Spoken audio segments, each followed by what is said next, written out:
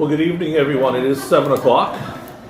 I'm going to try and speak loud enough that everybody can hear me, but if you're having trouble, if you could just let me know, and I'll try and remember to speak loud enough everyone can hear. We usually don't have this many people, so we don't have microphones or anything, so we'll try our best.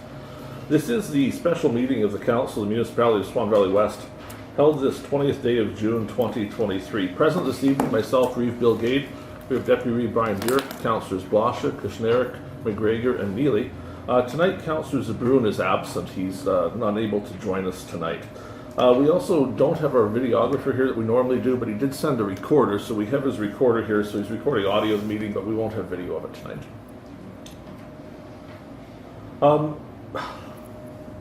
So forgive me. Couple things as we get started. We'll approve the agenda, but I want to explain a couple things because we have so many people. Because we're missing a councillor at a special meeting, we're not allowed to change the agenda. So when we set this agenda a day ago, we hadn't foreseen so many people being here. So tonight, I'm going to ask council's permission to violate our rule and still allow everybody to speak, even though it wasn't on the agenda. So that, I think, will be our attention. I'll ask them in a moment, but just because we had posted that agenda, and I know you didn't see everybody on there, we weren't planning on reholding the public hearing tonight, but there's a lot of interest in the topic. So I don't want to sit here and tell people they're not allowed to speak. I'd rather hear what people have to say, so the council's as informed as possible. And the other note, you've probably seen in the news the RM of Springfield the last couple days. Things haven't been going well there, and I believe we can all do a better job here. So, let's not have it go down that path, because I think we can all respect each other here. We're all human beings. We can all make sure that, even though I know there's strong opposing viewpoints in the room, we can do that in a respectful way, where everybody has their chance to say what they want to say, and ultimately council has to make a decision. But we're not going to shut anybody down unless they start being out of line. We're not going to take people that start ranting and raving. If you can be calm, we'll hear everything you have to say tonight. So with that, we'll go to item number 2 on our agenda. Have a resolution, be it resolved, the agenda for the special meeting of council held this 20th day of June 2023 shall be adopted as presented. Is there a mover? Councillor Burek. And a seconder? Councillor Neely. So council, as we talked about just a moment ago, while we have no leeway in our rules here to modify the agenda, so we have to take it as accepted, I would hope that at the table we'll have the leeway to hear from other people, because I think it's important to hear the viewpoint. I don't want people coming out tonight and getting sent away. So is everybody okay with us doing that? Yep. Okay. Any other discussion on the agenda tonight? Hearing none, we'll call the question. Those in favor? That's carried. So we'll head to item 3 on the agenda. That was titled delegation. So what I'm going to ask is for Frances Chartrand to come forward first. I think she wishes to speak, and she wants to share some stuff with us. And again, it's going to be hard with all the people, so you can speak as loud as you can. I'll speak loud. Yeah, and then we'll make sure everybody hears, so we all know what's happening. Did you want to have Maybe- me sit here? I'll stand up. Maybe if you sit here, people No, I'll can hear stand you up. better Okay, than so, facing because then I that can way. see everybody. So it's good if I stand up and I can talk to everybody. Oh, So first of all, I want to thank you guys for having us here. So my assistant's going to hand out information, because I don't think that people know who the Red River Métis are. So I just want to give you some history and background of who we are. So what I did was, we have quarterly newsletters that go out to all our Red River Métis citizens. We have about 27 or 30,000 registered in our area. So this is our quarterly newsletter and some of our activities and stuff that we've been doing throughout the region across the Parkland area. So, so that's one item. Another item I have for you guys is our camps. Some of the camps that we have and some of the activities that we do and what happens in each of the camps and everything. Because there was a whole bunch of contentious issues about what's going to be happening at the camps. So if you have any questions, you could ask me and I can tell you where we got our system, where our model comes from, and what we do at our camps. But I want to talk about economic development to start off what we do. So with the Red River Métis, we believe in economic development. We believe in assisting and helping the communities and helping them grow from the bottom up. So in the Parkland region during COVID-19, we spent approximately $10 million. We built a governance office in the city of Dalton that employs 125 people. So that's our governance office. We also built 3 childcare centers. We have a childcare center here that costs $2.2 million. And if you look at how we work and when we're building our buildings, we hire local. We believe in hiring our local first because you have to build the economy. So when COVID-19 hit, we were looking at a lot of the businesses and the contractors that were losing out. So what we did was we bid, and we only bid in our certain area here. So we hired locally first. Because how are you gonna build a community, how are you gonna build a municipality if you don't have money? So then we employed, with the childcare center we had here, we spent $2.5 million. So with the childcare center, we employed 15 people. Those 15 people never had jobs before, or they were working somewhere where they were underpaid. So now they could buy houses, and they could build and pay taxes that are land-based for you guys to run your business. So what we're also looking at building houses. So right now we bought the property right behind A&W. I always call it A&W property, but it's ours. So there's about 4.2 acres there. So what we're doing is we're looking at senior and student housing. And then we're partnering with Town of Swan River. We have full support with Town of Swan River. They're helping us pay for the infrastructure. And we have a partnership where we pay 50% of the road and the water. So we're working with them. It's about a 5-year plan and strategy. We did a feasibility study regarding housing and regarding childcare in Swan River and the Parkland area. And that's why when we started building our early learning childcare, we built in our area first because of the need. So we also look at our youth and how we help our youth and the money we spend on our youth. In fact, when I seen you, your nephew graduated from Agri Business, right? We sponsored him. So you look at it, so when we sponsor our Red River Métis citizens, they come back and work for us. So people don't know who we are and where we come from. So we have education programs where if you go into university or college, we sponsor our Red River Métis citizens. And what our wish is for them to come home and take over the family business or take over the family farm. So then we look at all that stuff that's happening when we're building, and Parkland is building and it's moving faster. I live in the city of Dauphin, and you guys are moving way faster than us. But you guys have a giant tiger and McDonald's. You never had that before. And I'm just excited. You guys have better shopping than we do. So our summer employment program, I don't know if you guys know about our summer employment program. We also have our summer employment program. And I believe, I think we hired students with you guys before. We hired Carter Bass and them. They were working here. And Lana Graham used to be a supervisor. So what we do is we try and hire students and we place them in local businesses. And the reason we do that is we want to teach the youth to work. We want them to learn and build their resumes when they go to school, that they save their money and it offsets the cost from their parents. So what we do is we just did interviews today. We had 15 youth that we placed in jobs and businesses all across the region. So right here, I think we have people at Boston Pizza, what's that store called? Red Apple, the Friendship Center. We run the day camps. We place about 6 or 7 in our Friendship Center in the housing program. So any Red River Métis citizen will employ for the summer. They'll work with us for 8 or 16 weeks. And the reason we have these 16 weeks is for the university and college students. We don't want them to go without money or trying to look for a job during the summer. So if you're a Red River Métis, we'll hire you and we'll place you in any business at local, building the local economy. So I'm not quite sure if you guys knew about all our operations and how we work and what happens. Do you guys have any questions so far? You mentioned Carter Bass? Yep. He's my grandson. Oh, you worked for us. We paid for him. He worked for us for 2 summers or 3 summers? Yeah, for Town of Swan River. Yeah. So we have a full listing of all of our summer students, and they're all our success stories. Because I think that one day, I'll be a youth that'll be standing here instead of me speaking, there'll be youth sitting around here and running the municipality as opposed to you guys. You look around the room, that there's not that many youth sitting around here. So we just always think that we're gonna build on what we have, and in order for us to make sure that the youth are safe, and that's why we focused on summer camps. So we've been doing summer camps for about 10 years. So we partner with, I'll start with the success stories first. So where we did our camps before, we did our camps with Tim Hortons in the White Shell. So we worked at the Tim Hortons, and then we took all our children from our area and we went to the White Shell, we rented a bus. And then we took them to Tim Hortons, and that's where they were going to camp. So why should we do camp out of our region? When we could build a camp here and we could hire students, and we could hire the students, and we could hire people to work right here. Because if you think of people are going to be working here, they're going to be spending money. They'll be spending money here, you're going to build the economy. People are going to get jobs, going to be here. That's the same thing with our greenhouse. We're looking at climate change and we're looking at building greenhouses. We've already met with LP and Spruce Products on if they're going to buy trees or how we're going to build or where we're going to work. And the city, with the Town of Swan River right now, we have a great partnership with the mayor and the council. So when you look at some of the camps, one of our successful camps is in Municipality. We have partnership with the municipality. We have youth center that's right in town in Swan River, starting where Pagos is.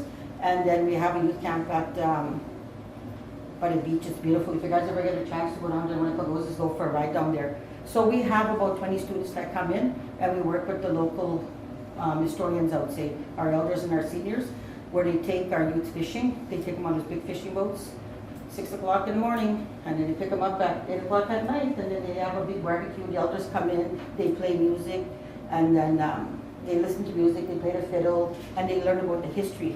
They go medicine picking. They learn and teach them how to clean the fish, how to clean your area and take care of yourself, and work with your peers and build on who you are and where you're going in this world. So we have a camp that's there every year. So this year it's a bigger camp. We have about 30 people coming. We partnered with Nunavut and Whitehorse. So they were looking at our model and how we do our camps.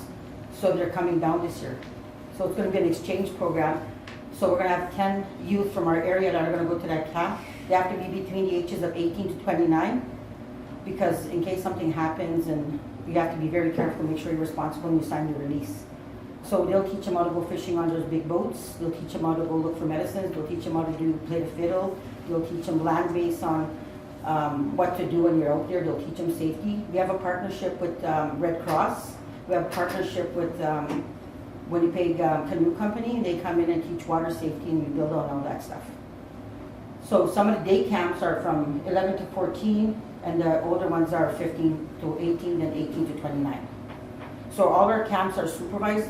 Everyone has a clear criminal record check and a clear child abuse registry check. Another partnership we have is in Shell River and Santa Clara. If you guys ever go down there, we have 2 camps there. The first camp is the Children in Care Camp.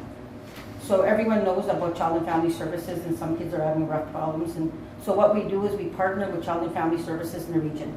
So we get the camp, we pay for it. So any child in care, if the worker comes with them, we have a full day camp there with them.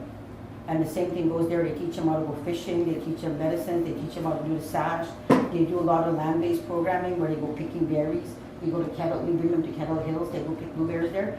So they know the history and they know where they come from and who they are. So because those children are in care, we get a release from the agencies, and they bring about 10 or 20 kids. And then we have a building right at the base of Duck Mountain. It's about 20 minutes from Charles Lake. Richard goes. Richard's the Minister of Youth, and he goes there and teaches them how to make bannock. So, yeah, Peter Fleming is a fisherman. He teaches them how to go fishing. So I'm entertainment. I go there and just visit. So another municipality we work with is in Duck Bay. We have a governance office in Duck Bay, so we have a camp in Duck Bay too. And then, so we do the same things in Duck Bay, and you look at all the waterways, and you talk about trapping, you talk about fishing, you talk about the way the Red River Métis used to live. So we have the elders come down. And when we're down there, we're also collecting stories. So because you think of that tragic accident that happened on June 15 that affected so many families in the city of Dauphin, when you lose an elder, you lose history. So what we're doing is we're videotaping, and we're taping the elders when they tell their story of who they are and where they come from. So we lost a few elders ever since we started the program.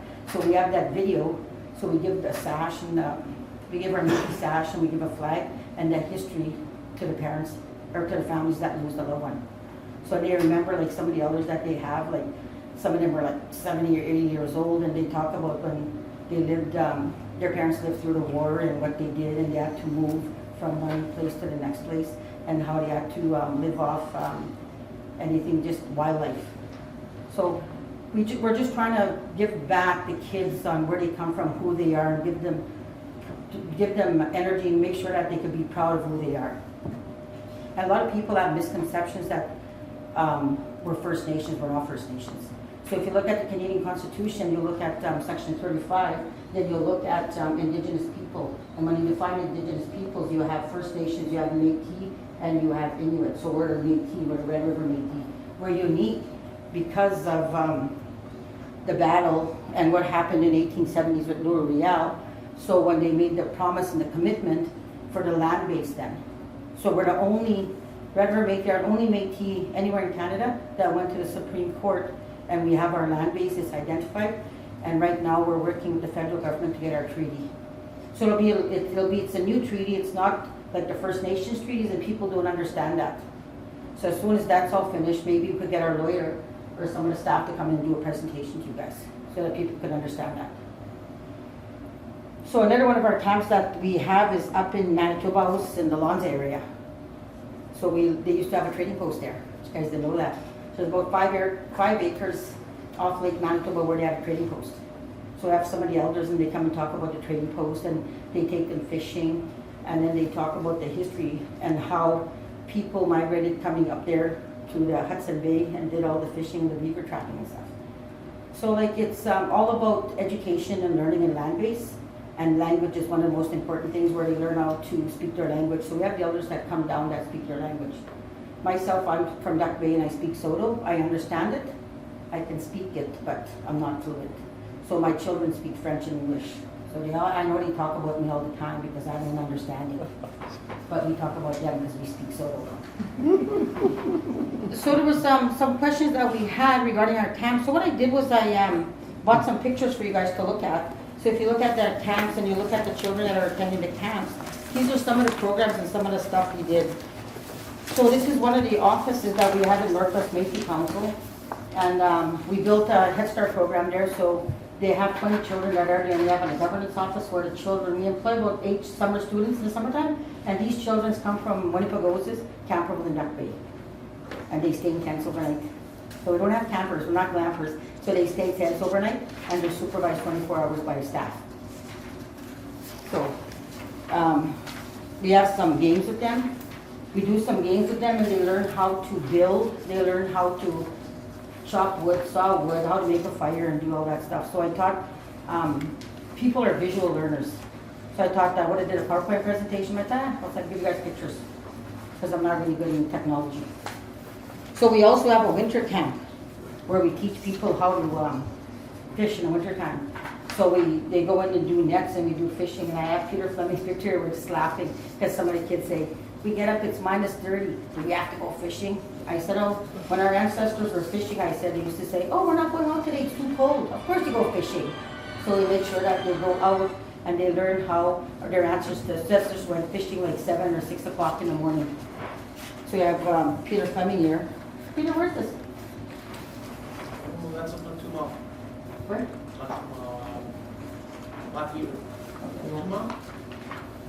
Very across from too long. So we have, everyone knows Peter is a teacher, so some of our instructors are teachers, like our language keepers are teachers. They have their Bachelor of Education.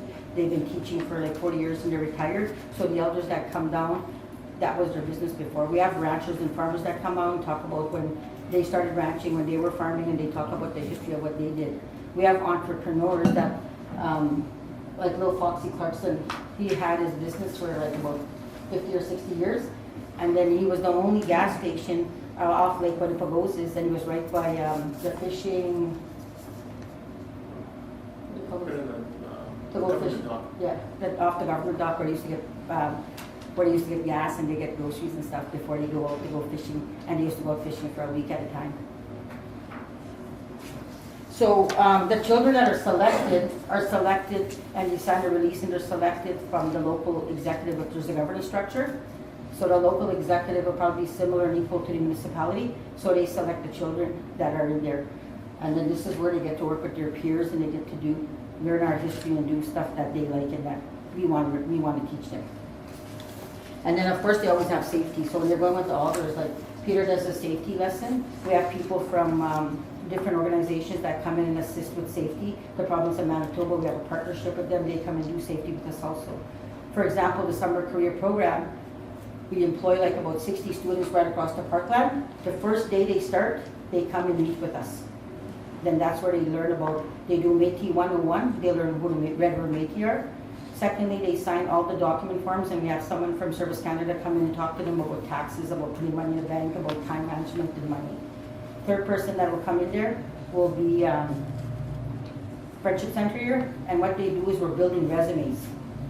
So like when their people are working outside cutting grass and we do safety with them, so what they do is they do a lot of stuff online now. So they do WMIS, they do COVID-19 safety, they do food handling. So we're building their resumes, so they take about 3 courses and then we're building their resume, so when they're graduating from high school, then they have a job and they have their resume already when they go out to work. We have a hunting camp where they go hunting, and then so they teach them how to clean, skin an animal, take care of it. All the food that we hunt, and we work with Manitoba Conservation on this. What they do with them is we package all the meat, and then we go to Swan Valley Meat Markets here. Everyone knows Josh Tripp and his family, the cute hockey player. So what happens is that they do we're building local economy, and we're using the local businesses again. And so what they do is all the meat that they get goes to the elders and seniors on our list. Because sometimes they don't have anybody to go hunting for them, so we use them. And then we have the harvest of the law, and I think they're better in the province. So what happens is they go out and they'll harvest on harvesting season, and when they go hunting, I think last time they went hunting, they killed 1 elk and 3 deer. So everything goes directly to Karina, and then Karina picks everything. It gets delivered, we pick it up, well, not really, he brings it to us, that guy. And then it's always inspected, make sure everything's okay with the province and stuff, but we have our own hunting laws. And what happens is that everything is delivered directly to our elders and our seniors. So we all also have boat safety. So we have people that come in and do boat safety with us. So some of the youth that come in get a boat safety license, and we pay for it. So we have to make sure that everyone's always safe when they're in the water, whether they're on land or whether they're in the water. So this where we're what were we doing in Lake Manitoba? We were looking at water levels. Yeah, that was the water testing. Yeah, they're doing water testing, and we're looking at water levels. I can't believe some places you could walk from one island to the next island. Back in the day, you used to have those big boats to go fishing, remember? Now it's different. And then so we always have, all the equipment is bought by Northwest Community Council, so we take all the equipment out. So all the children have to bring is themselves. We even supply all the cleaning hygiene, we supply all the food, we supply everything. They bring themselves and their blankets. That's all they have to bring. So everything we have is done by the Manitoba Métis Federation government. So that's one of our success stories. We also, I've attached some support letters from some of the businesses and some of the people we work with. We work with Albert Sharpen Friendship Center. We do a lot of business with them. Child and Family Services. We're the only Indigenous organization, government, that does these free camps. In fact, when our children go into care, you're in care till you're 25 years old. Because when you look at legislation, you look at the mandate of legislation, when you're 18, they think that that's it, you should be grown up and you should be helping yourself. So we don't even kick our kids out when you're 18. My son's 26, I still pay for his phone bill. So you'll have to look at how it works and how we're helping people, because you have to give them a fresh and good start. So we also have, with the Friendship Center, we have the Urban Aboriginal Northern Communities Head Start program. So that's one of the oldest programs we have, and that's the early year start, and that's 0 to 6. So we have a letter of support from them. Then of course we got a letter of support from Ken Monroe. And then we got a support letter from one of the businesses. And I just asked them to do a letter of support because we just purchased 7 vans from Redline. We spent $250,000 purchasing vans and bringing to the local economy. We also work with the lawnmowers and the stuff we buy. So we bought some lawnmowers to Rough Country. Rough Country. Some to Northern. Yeah. So what we do is we try and we come from Dauphin and we go to Swan River back and forth. So we don't focus only on the city of Dauphin. So we bought 5 or 7 vans here. We spent $250,000 or $250,000. We make sure that we do the same thing in Dauphin. Because we're not going to Winnipeg, we're not trying to get a better deal, because we're going to try and build Parkland, we're going to try and build our economy here. So that's the most important thing for us. Any questions? A lot of information for a short time. Do you guys have any questions for me? Don't be shy. Can you tell us a little bit more about the camp you're proposing? That's the same thing. We'll do it with this camp. So when you look at Whiteshell and you go to the camp, they have what they have is they have cabins, and it's fully regulated, and they have cabins where the counselors have a cabin site, and the students and staff have a cabin site. So that's what we're looking at. The camp we have in Municipality and Shell River are tent camps. So instead of us going down to Shell River, White Shell, we thought we'd build and start in the Northwest. So because Northwest is so progressive and we're doing so much stuff, and we've been doing camps for so many years, so we're looking at building a place where children can sleep and stay the night as opposed to traveling back and forth or just doing tents. So people from all across the province will attend the camp. I'm curious, and I feel like I'm doing a job interview because I've been No interviewing problem. for summer students for the last couple of weeks here. Hey, how much did you hire? I've had a couple, Did you? so. it's good. Repeat? Yeah, green tea. Okay. You have these other camps, so it's new to us, right? Okay, Because we no don't have problem. one of your camps here already. But where you have the camps, has there ever been troubles? Like, is there ever, what goes on? Is there ever people that say, oh gee, we wish it wasn't here? No, not once. We've never had anyone say no to us.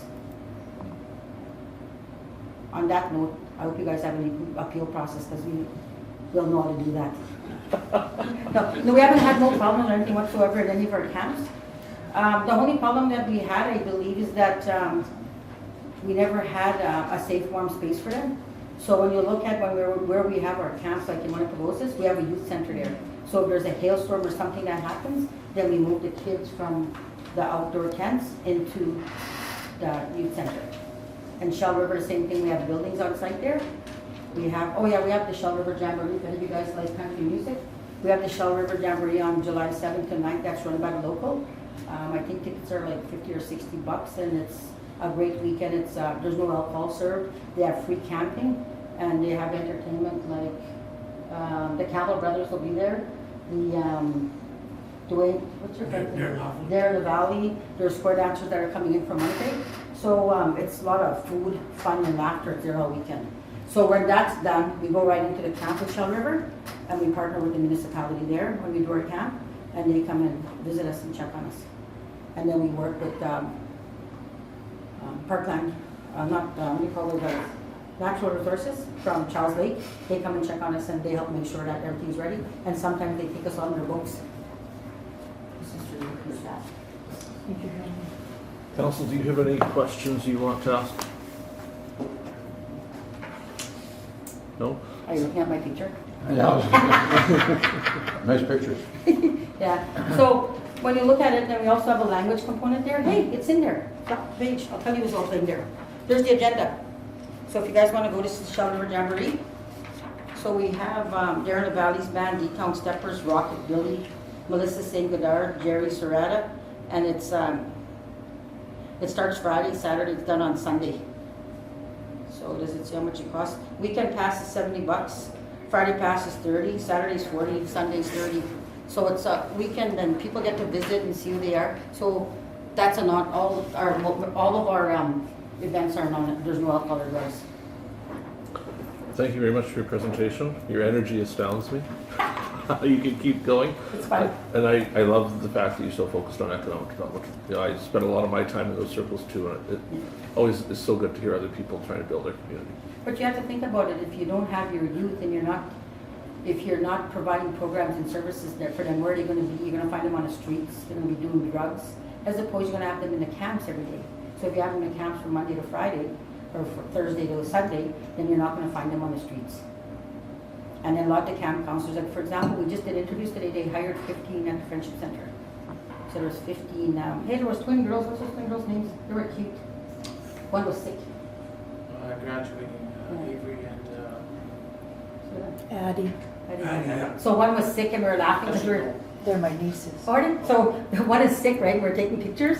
And I said, well, we need 2 pictures. Well, they look identical. I said, okay. So for graduation, we recognize their achievements in graduation. So we come down and then we give them recognition, the certificate, then we give them $100, like to have fun at graduation. We give them a sash. We give them a sign saying, I'm a proud Red River Métis, I'm graduating. And then on graduation, Mr. Fleming will be there and they'll get another bursary. They'll get a $250, I think, or $500 bursary. 200 from the local and 250 from the Yeah.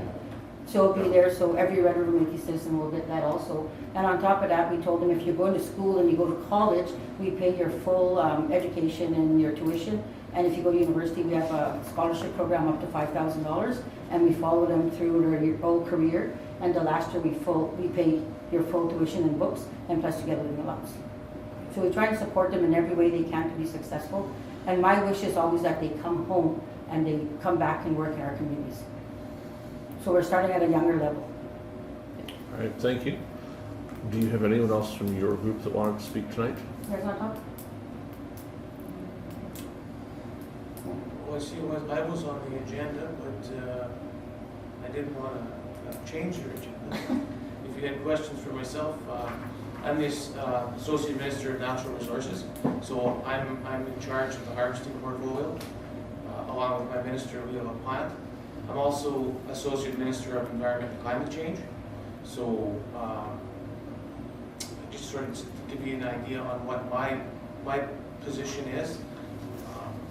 Thinking back in that picture, we were doing water monitoring. We have a provincial water monitoring system that we've started up in some of the rivers and lakes throughout Manitoba.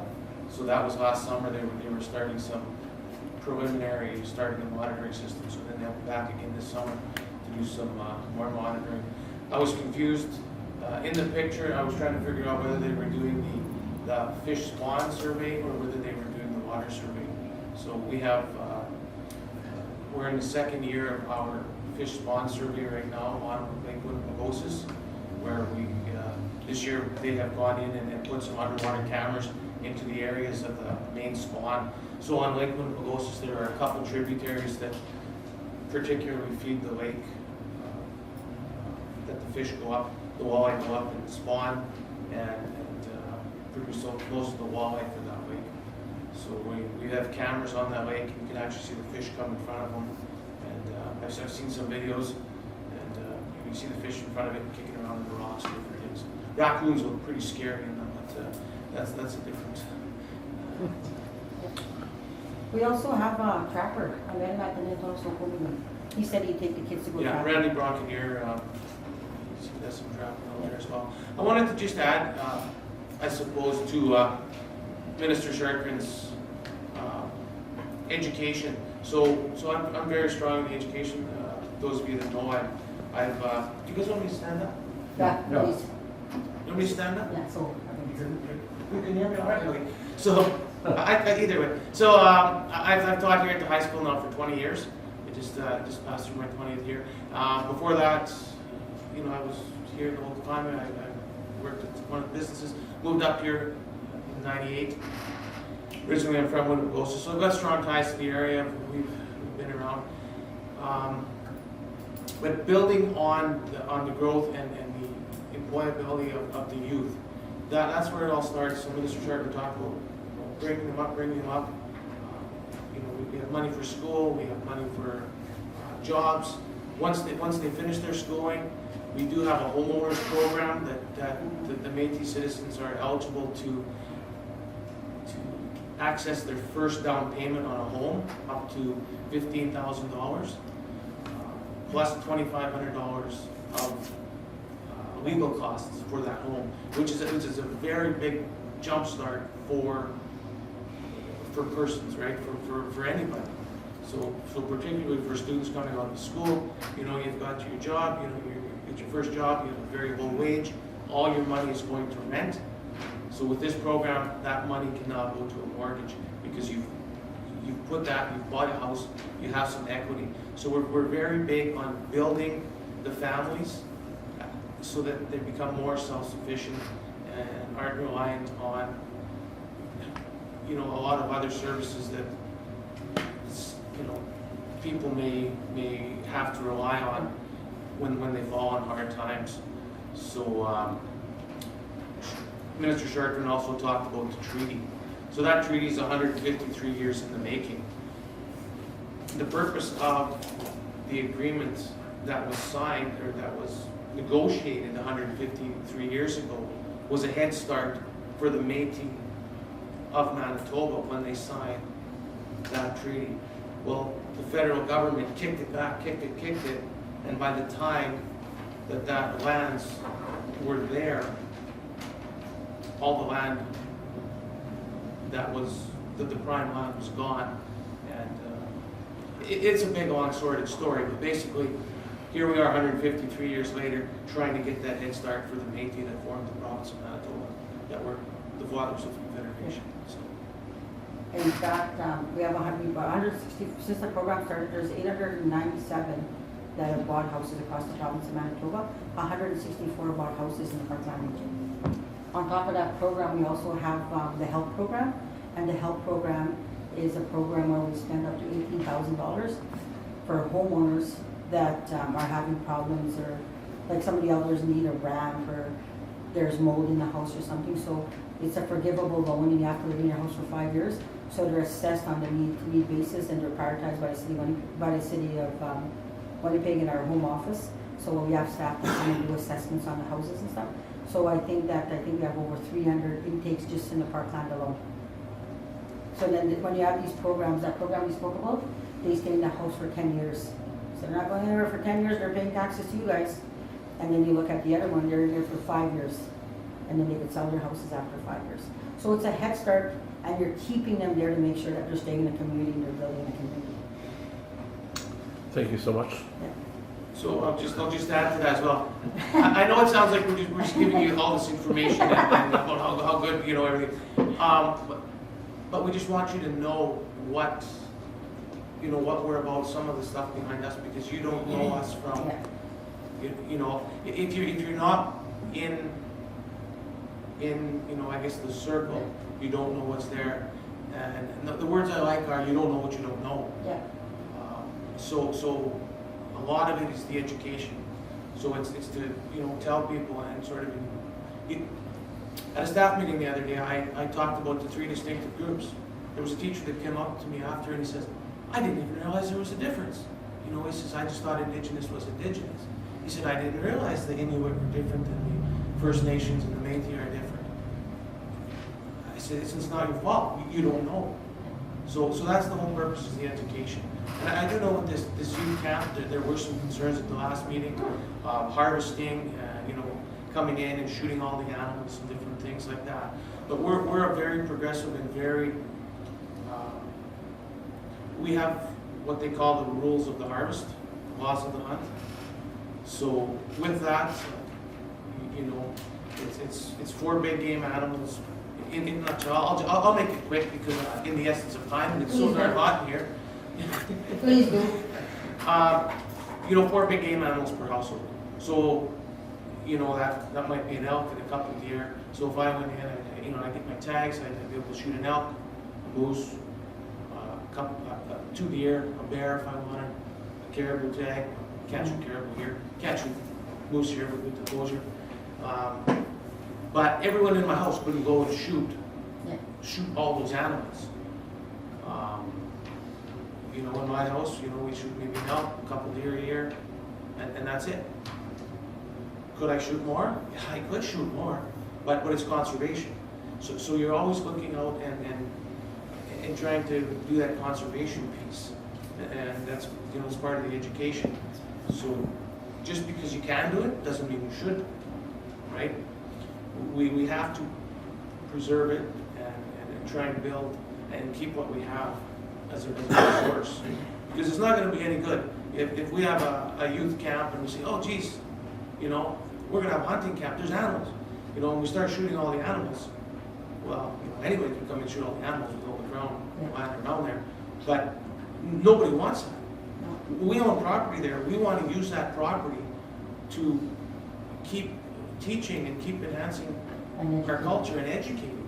So we're not going to be able to do that in 15 years. We're not going to be there paying taxes on that land, you know, educating our youth if there's no animals. So why would we go in there and blast all the animals and have big wild parties? It's not happening. Anyways, and I'm just using those as over, you know, exaggerations of stuff that people may think about, right? If you don't know. So. In fact, if you look at our camps are called 4 seasons camps. And if you look at it, there's 4 seasons. in the year. So we have the summer camp where you look at summer fishing. So you look at the history of the medicines, you look at what's happening in that community, and you move from community to community. Then you look at the fall camp. So you go to fall camp, some of you guys hunt or nothing. I don't hunt. I give, in fact, my what do you call those? Thanks. My tags go to the elders and seniors, so I get my tags and I give it to them, and when they go hunting, the elders and seniors get them. Then you go to spring, so you look at spring, you look at spawning. The kids go chase suckers and they do all that stuff, and then we have and they do maple syrup. And then you look at winter, they go winter fishing, and so you go by the seasons. So that's why we call it 4 seasons camps, so we could educate them. This is our ancestor lived during the season. This is where they went. This is how they made a living, and this is how they did it. So when you go hunting, you think about where pemmican came from. You don't make pemmican in the summertime. You don't go hunting when babies are being born. So, and we're very respectful of that. Yes? I'm Richard Devine, Minister of Sport and Youth at the Manitoba Meat Federation. And our government is investing a lot of money into youth, into these youth camps. And our goal, our future is we want to have this camp running year round. We want to be bringing kids here like year round, all around, so that creates employment for the whole Swan Valley, which is the town of Swan River. And it keeps it, we're addressing the social issues. When we invest in youth, we're investing in social. Investing in youth is a good thing because we all know all the social issues that are out there, what the kids are getting into. We want to keep them away from that. So that's why we're here, and we want to build this camp, and we want to build the Swan River and the Swan Valley area. All right. So if you guys have any questions, and if you want to learn more about our programs and services, invite us. Believe me, your friends down the street invite me all the time. So. Anybody else, council, questions for any of the 3 folks that have spoken so far? No? Thank you very much. It was great hearing some of the history and understanding more. Thank you very much. Who else wishes to speak this evening? Yes? Marlon Bonnier. I live up within a mile of the proposed location here. I don't remember the last camp that was built up near our area there, but I do remember the elk that were in the area. Mr. Fleming probably speak, or you guys could maybe give us some history on the camp. I think it's Curtis Dobbin and another fellow on the property now. Brian Anders. The showers weren't even hooked up, I don't believe, before it failed. The herd has never recovered either. I remember sitting in a tree stand before dusk, before the sun come up, and the elk run off the field, and the thunder, and you don't get that anymore. Yeah, just keep on that camp. So the camp he's talking, just because I'm a social worker, the camp he's talking about is the camp that Sandy Bay owned. And see, that's the misconceptions that people have. So the camp was owned by Sandy Bay, Child and Family Services. And if you look at if you go online and you look at the news, look up Richard Delron's name. That's it? Richard Delron's name. So when you look at it, I just know I live there. yeah, so I'm just letting you know. So what happened, it's a First Nations camp, it was with Child and Family Services, so they ran that camp. So it was not run by the Métis people. So that's the misconception that people have by not knowing, like what Mr. Fleming said. You could ask us anything about the Métis people in our history to tell you, but we're not Sandy Bay. We're not Sandy Bay First Nations, and we're not Sandy Bay Child and Family Services. And in fact, there's a massive investigation right now. And if you just pull up his name, you guys could do your own history and go on Google. With technology nowadays, you could just pull it up. But we had nothing to do with it. Second thing I could talk about is the what do you call that? Manitoba hydro, the hydro line. So when we did the bipole line, we employed all our people and we paid all our people. There was problems with Pine Creek and there was problems with Birch River and Sapatoyak. That's not us. So that's all First Nations. So if you look at our records and you look at our safety and you look at the people that we employed, that's not us.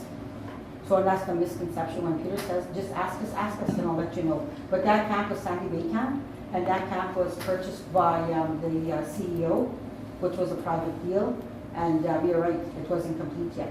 And in fact, some of the people that were working at that camp come from my own community that way, and Pine Creek and Camperville, they had 24-hour watch. They never had that camp more than 2 years, I don't think, and then they sold it, yeah. So, but it was not owned by Métis people, it was not owned by the provincial government, it was owned by Sandy Bay, and Sandy Bay is not even from our region. If you look at Sandy Bay is from the southern area, and that's why I always talk about local economy and local building. When you have a partnership and you work together, and you talk about these things, then you can make a plan together as opposed to working against each other. And Mr. Flynn can probably tell us more about the ability to harvest. Yes. You quoted 30,000 members Yeah. strong.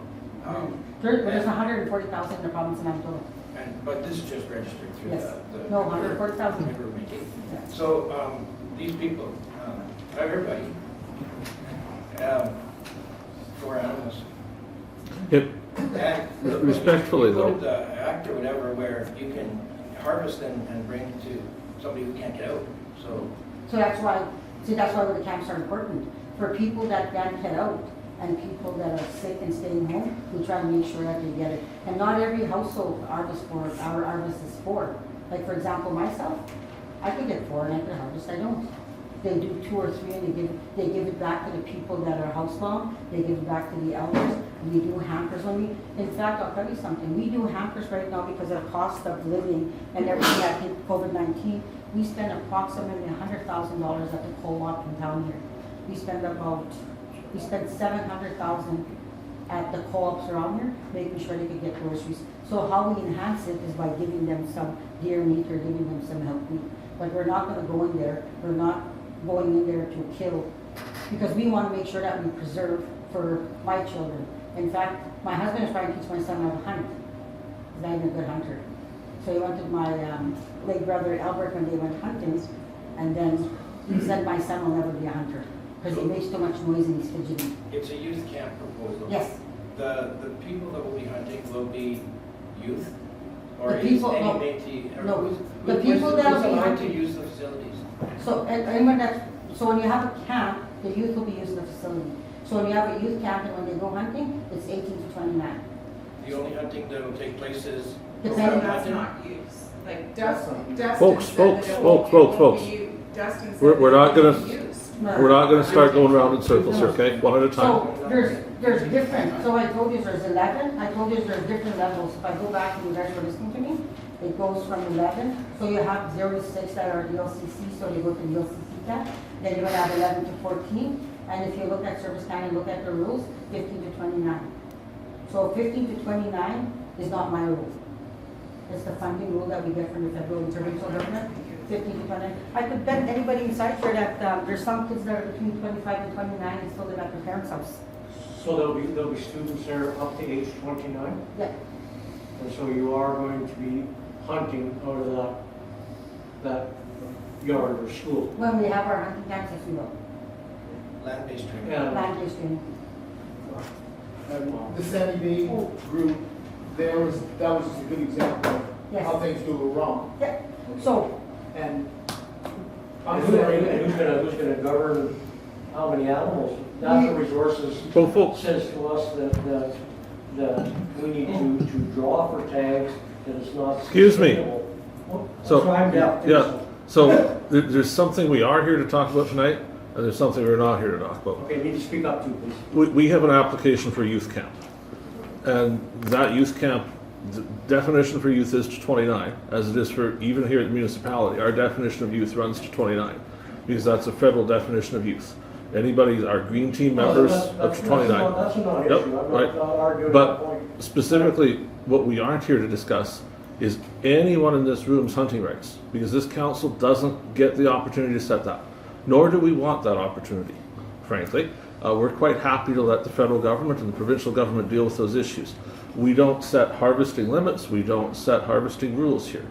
The only thing we're here to set tonight is there or is there not a youth camp being built at that location? So I don't want us to get down in the weeds on who should hunt and how much they should hunt, because that really isn't, it doesn't matter, because we don't control that. Right, I understand. You know, Access to camp Yes. privileges was the Yes. answer to the question. and I think it's very fair to ask, what will they be doing at the camp? and I, Yes. Good discussion. I just want to add, this camp will have counselors. So anytime that there's youth at the camp, they will be overseen by counselors.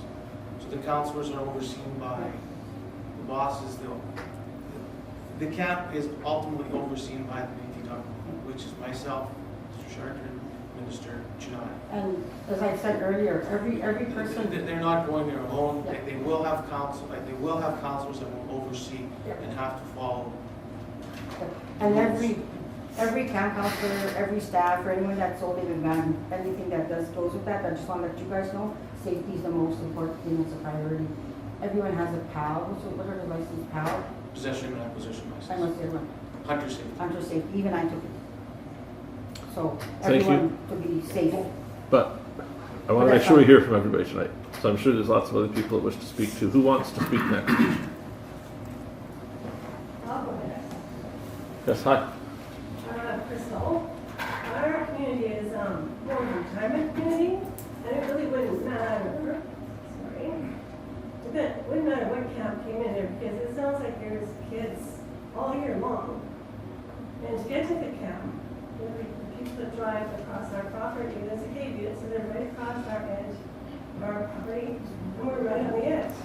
It doesn't matter what community puts up that camp, there's kids in an area that hasn't had any traffic, just us that live there. And if anybody else wants to think about it, if somebody proposed that project right next door, you think about your privacy, your quietness, your time, that you've lived there for 40 years. And this is almost like it's infringing on your area, because it's a small neighborhood and doesn't, not meant to have camps, in my opinion. Who else would like to? Or first, are you done? Because go as long as you want. But if you're done, who else would like to speak? Yes. My name is Barry Neely. I live within a half a mile of the camp. We moved from a large urban area to that location strictly because of the peace and quiet in that area. The solitude is unbelievable. On a quiet night, it's just beautiful. Good for the soul, I guess you could say. And if we were looking at that property 5 years ago and there was a large camp in the area, we would have paused. I can guarantee you we would have paused. What I'm concerned with here, council and delegates here, is this is going to morph into something far beyond what's being advertised tonight. And I don't think anybody in this room can guarantee 100% that it's always going to be run well and it's going to be respectful to the nearby owners. And in my personal opinion, this should have been, MMF should have done their homework and maybe a little bit more research as to closeness of the neighbors in that area. You know, is there going to be pushback? Is there potential for conflict? All those things should have been considered before buying that parcel of land. But I think that land was purchased because it's close to, gives them access to Crown land, and that's where the hunting will come in. But I've also had hunters from that camp through my place on private property nearby, snowmobile and a rifle over the shoulder. It just puts a bad taste in the mouth. I just can't understand it. I'm getting old and I want peace and quiet. I want things to stay the same. I'm at that age, I want things to stay the same. And I think all the other residents here with me want the same. That's our retirement property. And I'll live out there as long as I can. And I don't want anything to affect that. It's just frustrating. And one time, got a few notes here. And what's our, if that camp becomes dysfunctional, which all camps do, it could become dysfunctional, then what? Then what recourse do we have? Our property values go down. We can't sell our property. Would MMF buy the difference? If our land's assessed at $500,000 and we get $350,000, would they buy us? Would they pay the other $150,000 if we want to get out of there? I mean, just things like that. I guess I could go on and on with it. If it goes dysfunctional, and if I have youth in my yard at 3 in the morning, it's probably not going to go well for them. It may not go well for me. But I am going to protect my property. It's just going to go see what's going on. Police are an hour away. You know what I mean? So how is that going to be supervised constantly in that? You can't find workers in town unless the pay is good. Yes, you can't find workers in town. How are you going to get workers to travel 16 miles to go to work? without, and if there's no supervision, kids, these are young adults, a lot of them, kids will be kids. They'll venture out to see what's around their neighborhood. I just can't, I don't buy into it. I just can't take that chance right now, staging that. There's no, like I say, no one in this room can guarantee me that that camp will all be run well, and be respectful to all nearby residents. In my mind, there should be a buffer zone, 1 or 2 miles. And it's not fair to the MMF either to be in there. If they want to do cultural activities, whatever that may entail, whatever, if that's music or if that's singing in the evening, they should be entitled to do that without the neighbors complaining to the RM or to president. They should be entitled to do that. It's the wrong place. It's the wrong location. And another thing that my understanding is there's camps in Manitoba, not just Swan Valley, but in Manitoba that are struggling to keep the doors open. Lack of kids, lack of resources. The infrastructure's in place, but there's just the kids aren't showing up. Why couldn't they consider something like that and then get involved with those camps and have an MMF component within that curriculum? Part of reconciliation, right? It all goes together. And then the bills are paid, costs are shared, the infrastructure's in place, and a lot of those camps, I believe, are they're available as far as I know, but I don't know. But I've heard tell that there's camps that are a lot of camps that are struggling. Infrastructure's in place. Where's the kids? All these kids are coming. But if someone identifies as needy, but go talk to those people as a stakeholders, a partnership. We talked about former partnerships. Say, yeah, we'd like to send our kids here.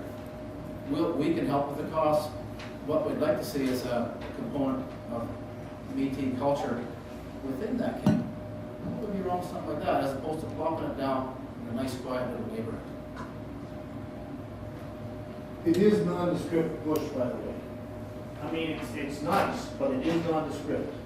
There's no piece of river or watershed there that's built up yet to make it interesting, to make it more diverse.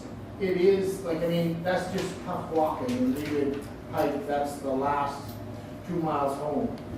So, you know, there are better places for sure. And say that camp does get dysfunctional, like a lot of businesses in the camps, that can happen. Like I say, I live in a very isolated area near that camp. That's why we bought there. We're at the dead end road, and we just love the peace of quiet. If there's kids squatting in the area or a room and somebody gets, we all talk together, we all get along. It's a perfect little community. We talk, and if there's kids up and about, I wouldn't feel safe. Peggy staying at the house alone. I just wouldn't feel safe. Or could we take off to see our kids out of town for a week? It's always in the back of your mind, well, there was kids over on so-and-so's place, and then, well, shit, I wonder if we should cancel the trip. That shouldn't affect our lives.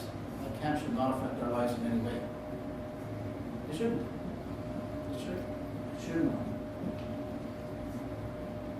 And I took up more time, but thank you. Well, thank you for the comments.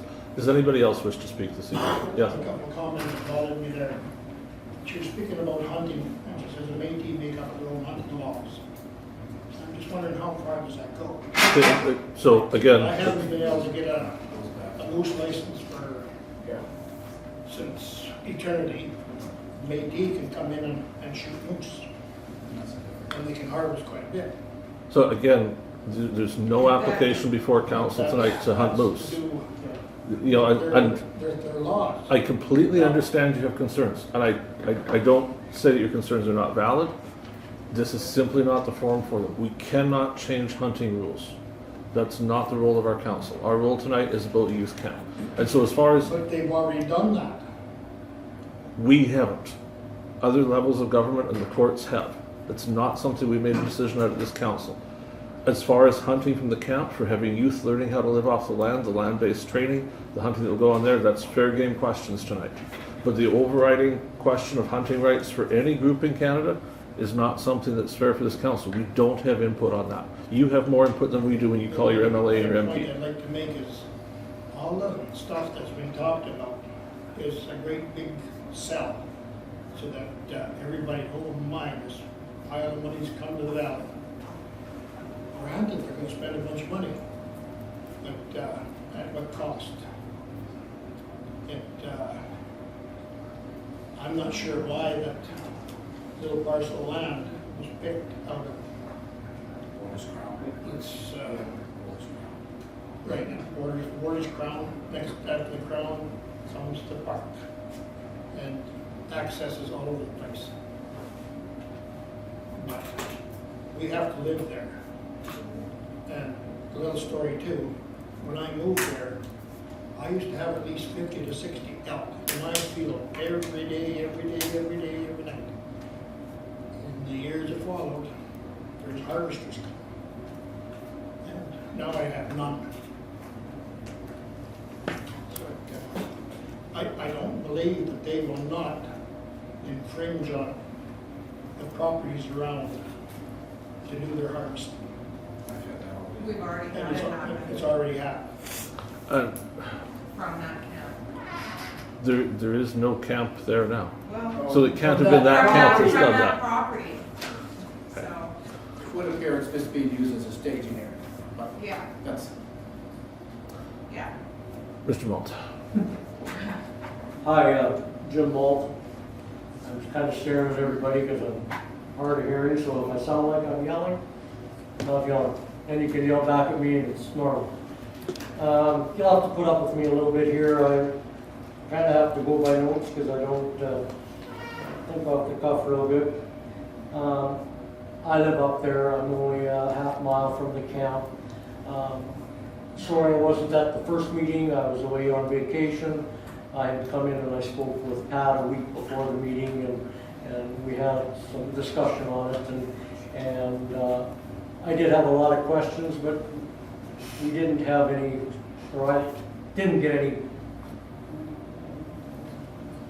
not good answers, but proper answers, because Pat was kind of unsure of everything that was going on, because things were kind of probably up in the air a little bit until the first meeting. But anyway, I'm here now. Want to thank the MMF for coming to the meeting and council, of course. That area up there, I think there's, 8 homes within a mile. If you're not aware of the area, it's very peaceful. There's no traffic. The reason there's no traffic is there's no through road. Anybody that comes up there typically lives there or coming to visit. This will dramatically increase the traffic up there for sure.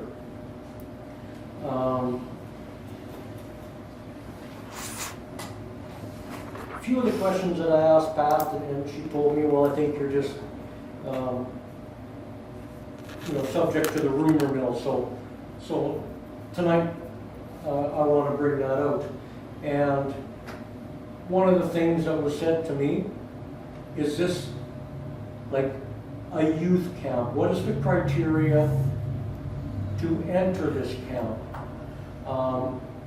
One of the things that was said was, I heard there's going to be young offenders up there, that it's going to be like a halfway house. They're looking for young offenders or violent kids that need a break. Is any of that true? Nobody can answer that question. So and like you said, yep. Do you want them to answer now, or do you want me Yeah, right? you can answer now, yeah. Okay, so first the question of the traffic. How, we're talking about 40 campers there each week. How do they arrive? Do they each come in a private vehicle? Do they come in a bus? It's a What bus. would, a bus? It comes in a bus, and it's not, no offenders or anything whatsoever. So, we have properties. What are the criteria to apply for the camp? So you contact our office on Main Street, at 422 Main Street in Dauphin. Yep. They do an intake and we work through the locals, and then they do a reference. Because I don't know everyone that lives in Swan River, so we have a local chair and local executive. So they fill out the applications and then we get them to come in. Okay, so it's not, a No, youth it's not. camp. It's Yes. not, It's not, it's not a camp for offenders or anything whatsoever, it's not that. Okay, well, that's why I'm bringing that up, because it was said, and they said, well, that's rumor, well, let's get rid of the rumor. Yeah. And that's what I want to see. Another thing that was said, and we were concerned about, was the hunting. And then I thought, they said, that Dustin said, no, it's not going to be a hunting camp. So are you going to allow hunting from out of that? When we do- Facility. When we do our land-based training, there's hunting, there'll be a hunt, we have a hunting camp. And what time of the year is that, or when is that? When's hunting? Well, elk would be in the fall when they're calling, and just late August. So I I know we're not here to talk about it. I- No, I want to make No, sure, I don't care about the numbers or anything I like said it wouldn't be that. a I want to know hunting if lodge. this You're is what's going to coming happen. to go into the building. But- Dustin, Hunting lodge. you're not talking. so I just So want to, how it works is I talked to you guys earlier, and I talked to you guys about the Four Seasons camp. So how Well, it not works. me. Okay, I no, wasn't here, so that's So why how, I'm what I asking. said earlier, it goes by seasons. So Okay. whenever it's hunting season, that's when the camp is. Because we're not gonna get into a debate, he said or she said. And you know, if you have any concerns or anything whatsoever, our door is always open. Put it in writing, and if there's anybody going off our property, going there, put it in writing, we'll deal with it. so We run a very prosperous business and we're transparent. I'm hearing two different Well, things. I did go to see Bobby Church. Hold on, He wasn't. hold on. Bobby So, Church has nothing to do with, Peter, Bobby Church is not part of the Métis government. so He works there, but he's not. folks, Oh, wow. I want to clarify something, because I think, you just, sometimes it's lost in translation, right? We use the same term for different things. So I think there's two different terms being thrown about here for hunting camp. So I want to be very clear. When I think of hunting camp, I think of a bunch of people that aren't youth coming there to look for 50 animals No, and take no, them away. that's not right. So I think when some people say hunting camp, that's what they're thinking. Where No, when other people we're say not doing hunting that. camp, they're thinking youth going out and harvesting a couple animals. So I want to be very clear. What are we talking about? Are we talking about 50 people coming to harvest all the elk they can find? Or are we talking about youth coming to learn how to harvest an elk? So I have a question. Do you guys have outfitters out there? Pardon me? Do we have outfitters? There's no outfitters out in this area? There are. Okay, that's not what we're doing. But we're not doing anything like that. So when you have outfitters and stuff, that's their business to stop. We're not doing anything like that. They're subject to quantities. Yeah. They're So are we. subject to- well, I mean, we can't really get that down, but I guess that's the hunting things that we're in. Okay, what, alcohol and drugs, No, not allowed on site? not allowed on site. Okay, In fact, if you will, in fact, if you see someone there with alcohol and drugs, you phone me, I'll give you my cell number, and I'll drive things off. And Peter has a camera that's on that place, and so does Mr. Janai, that has a camera that's on that place 24 hours a day. But technology now, you can have cameras all over the place. okay, a little bit back to the hunting, because I'm so afraid that it'll get carried away. Nope, Now, you're gonna put on like a fall hunt, let's say. Like in September, when the elk are calling, or whatever. Now, when that hunting camp okay. is over, what's to stop all the local Métis from Swan River going up there and then going out and doing their own hunting? Is that gonna be permitted, or is it just gonna be educational only? Well, we only own 40 acres of bushland on the campsite. Yeah, I know, but you access the crown right behind you. Yeah, so there's no accessing of that. We also bought Monags. I know some of you live there. That used to be my own. You're probably very familiar with that area. There was some trouble on there, we had heard at one time. So I don't know. We do have that for hunting as well, with the youth camps. This is a surprise to me. At first I heard that people aren't from there trespassing, and because that was just bought last. Well, that's why we're here to discuss. So to hear that people are on scooters coming from that camp. I wish somebody would have came to my place for coffee. Like I say, So what would be the answer to my question? Is they're only going to be hunting for educational purposes of the youth? or is it going to be extended to anybody who wants to use it So once the camp is the over? presentation we're making here is we're asking for a youth camp. That's what we're making here. But the hunting is included in the youth camp. Yes. So it, In the cultural And component. the call, the call yes, and then we're still gonna be outside the other thing. But then they're not coming across it to go on to Like, Well, sorry, go on. Yeah, like I don't want to have a debate on who hunts and who doesn't hunt and what happens. What I want to tell you guys is that we have a 4 seasons camp. They, the camps are 5 days. So when they're finished that, they're gonna go home. Right. They're not gonna be around or anything. And in fact, I'll invite you guys, we'll have a barbecue after the camp. We'll invite you guys to a barbecue at the Elbow Sharp Friendship Center and we'll share our harvest with you guys. If that's the big concern. Then you can see who we are and how we do our work and what's happening. When there's no, I guess that's the same answer, but when it's not a hunting camp, are guns gonna be allowed to be on site? Well, if there's not a hunting camp, I would do that. Well, no, I mean, when everything is over.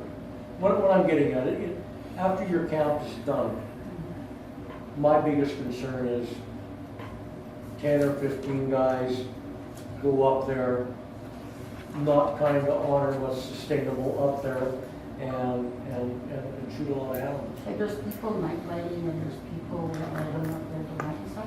We have Manitoba conservation that takes care of it. But that will be us.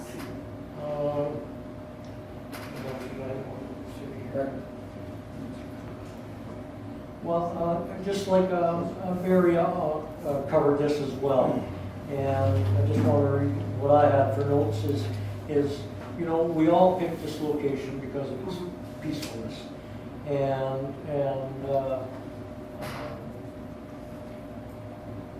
it was designated, I think, agricultural zone, and I don't know. I'm just very afraid of things going bad. And this is my retirement. And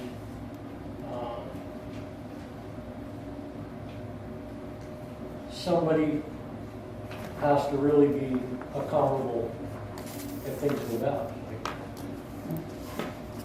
So Very concerned. I live in the city of Dauphin, and my neighbor's 2 doors down, they broke into their house and they had a home invasion. So no matter where you live, we can't predict the future, and we cannot say that's not gonna happen.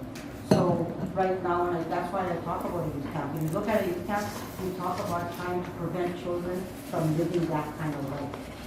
So we're looking at healthy living and education. We're not looking at, you guys have all different ideas, but what we're looking at, what our focus is, and our job is to make sure we keep these children away from drugs, alcohol, and all that stuff. So no matter where you live, you can't avoid people going to go wreck your house or break in or do something. So, and I'll never live in a bush. I always tell my brother, because he's a hunter and he lives in a bush, I said, when you retire and you live in a bush, when lights go out and it's dark, come visit me in my condo. But I understand and I empathize with you, but I can't predict the future. I'm sorry, I can't. As a neighbors, we're not opposed to that camp concept at all. Yeah, so, but I think it's wonderful. that's what. It's just the location that's the problem. Okay, the question you guys are asking is about hunting and harvesting and all that. I already answered those questions. Yeah. In fact, if you follow us on social media, we have advertised all our camps, we advertise all our success programs. It's advertised in all our paperwork that we send out. And then, even to respect people that do not have technology, do not go on the computer, we mail these to all our seniors and elders so they know what we're doing. So I wonder, is there anybody else that hasn't spoken that wishes to tonight? Is the MMF going to limit the harvest? Like if you have a hunt count, and we'll say this hunt count is for elk, they're gonna take 1 elk? Is there gonna be a limit that will keep the area like? Oh, yes, yeah, like it's not like, but because the numbers will be fairly small and the person's coming out. And it's not about going out shooting the animals, it's about going out and showing how to how to harvest that animal, how to clean that animal, how to, you know, pack it out, how to skin it. You know, it's just not about going out blasting the pen, you know, and throwing them on a truck. You know, like some of the things you've seen on TV or Facebook or in the news. Well, we've seen it in our neighborhood. That's right. Possibly, yeah. Yeah, but Peter, parents and family, friends, or uncles and cousins could teach the youth that. Yeah, I don't really need a count for that. Well, You know what I mean? So folks, that's a different discussion, socioeconomic. Mr. Gray hasn't spoken yet. He wanted to, so we'll hear what he has to say. There's a misconception, and there's an overlapping of issues. The youth camp portion is a youth camp portion, and the amount of hunting will be there is the amounts necessary for teaching kids in that component. The other hunting part isn't about that particular property. And there's a misconception, Francis talked about 4 tags, and that's true, except that the Métis government, well before Manitoba, has limits on how many tags can be issued for different species. This isn't just a free-for-all. First Nations don't do that, and there's a big fight between the Métis government and First Nations governments about that. But the laws of the hunt don't just allow free-for-all hunting. That's what the misconception is. So when you're talking about just people coming in, right now, Métis actually have that right. And in fact, in some provinces, that right's unregulated. Ontario, as an example. In Manitoba, the Manitoba Métis Federation in 2001 introduced the laws of the harvest, which actually creates an obligation on citizens to go and get a license and a tag, and there are limits on what's produced. Now, where there are far fewer hunters than there are game, deer in southwestern Manitoba, right? Whoever comes in probably gets a license. When the elk were quarantined in the South Mountain, the MMF was ahead of the province in saying, no, we shouldn't hunt that. Okay? The MMF wanted to pay for an overview to make sure the number of elk was sustainable. And this government was very responsible. First Nations governments may not have been, but that isn't something that you can tie to the Métis government. That's just not right. I have some last remarks for council. To ask for a guarantee that nothing ever will happen is not possible. It would be irresponsible to make that promise. Having said that, there has never been an issue with any camp that the MMF has operated, ever. And it's insane to say just because they're Métis, there's going to be an issue. Now, if there have been people, I interrupt you. If there have been people who have behaved badly, who were there, right, they may or may not have been authorized to be there. So you should take this opportunity to report to Peter, Richard, Francis, or phone the MMF head office. I can guarantee you, we had one matter referred, I was counsel on, for a tribunal, because some hunters in southwestern Manitoba hunted improperly. The sentence imposed by that tribunal was far harsher than any government court would have proposed. I'm astounded by some of the comments, but I want to give my last remarks to council. I agree with Reeve Gabe. Hunting is not an issue here. Having said that, even if it were, you're bounded by Section 230 of the Municipal Act, which says that if there's another law, you can't make your decisions that are in contravention of that law. The Métis rights to hunt are found in Section 35 of the Constitution Act, which is the highest law of Canada. And you may disagree with that, that's fine. But the council hasn't got a right to go against what is the law of Canada. Section 232 defines what the powers of municipal government are. And it's for the good regulation of its municipality, and there are all kinds of things in there. But Section 233 defines the limits on what you can create for rules. And in particular, you have to be consistent with past practice in terms of conditional use applications or those kind of things. it would be inconsistent, with the greatest of respect, for this council to not grant the application. Thank you. Yes. I just would like to know, it was never answered. Why was that parcel of land picked to do this? It was selected because it's a beautiful area, and then we looked at where we could do it. So when they did feasibility studies and they went across the province, we were looking at some property, so that came up with us. And then someone also mentioned that there's camps that are in trouble, right? There's camps that are in trouble. We checked out those camps. However, there was, what do you call that, black stuff? In order for us to build a camp at those places, it would double the price because you'd have to take everything down first and rebuild to go over again. So you look at an economic value, and I'm not trying to give myself or Minister Denai and Mr. Fleming kudos, but everything we've touched so far in the Northwest Community Council has been successful.